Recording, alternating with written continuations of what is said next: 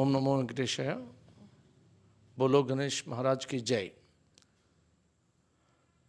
రేపు వినాయక చవితి సందర్భంగా తిరుపతి తిరుమల ప్రజలందరూ కూడా మనస్ఫూర్తిగా వినాయక చవితి శుభాకాంక్షలు తెలియజేస్తూ, అలాగే వినాయక చవితి పండుగ నాడు ఖచ్చితంగా తిరుపతిలో అన్ని వీధుల్లో కూడా గణపతి యొక్క విగ్రహాలని, వినాయక స్వామి విగ్రహాలని ఆవిష్కరించడం జరుగుతుంది.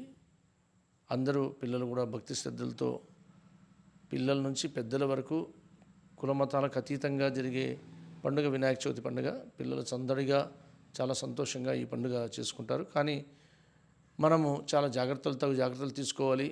ఈ కరెంటు వైర్లు పైన ఉండడం జరుగుతూ ఉంది. మనం ఎప్పుడైతే ఈ యొక్క షామియానాలు అవి కడతామో చాలా జాగ్రత్తలు తీసుకొని, కట్టే ముందు కానీ తర్వాత కానీ ఈ వైర్లను దృష్టిలో పెట్టుకొని అందరూ జాగ్రత్తలతో తీసుకోవాలి.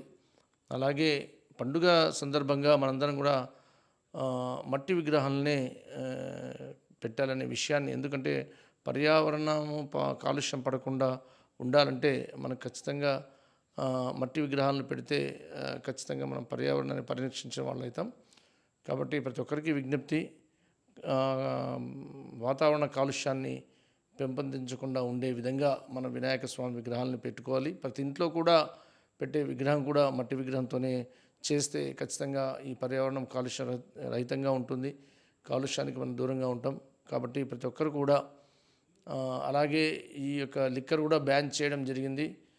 కొంతమంది ఆకతాయి కుర్రవాళ్ళందరూ కూడా పండుగ సందర్భంగా వాళ్ళు గలాట చేస్తారనే విషయంగా మొన్న వినాయక కమిటీ మీటింగ్లో కలెక్టర్ గారు, ఎస్పీ గారితో అందరూ నాయకులు కూర్చున్నప్పుడు, వినాయక కమిటీ కూర్చున్నప్పుడు లిక్కర్ కూడా ఈ 5 days బ్యాన్ చేయడం జరిగింది.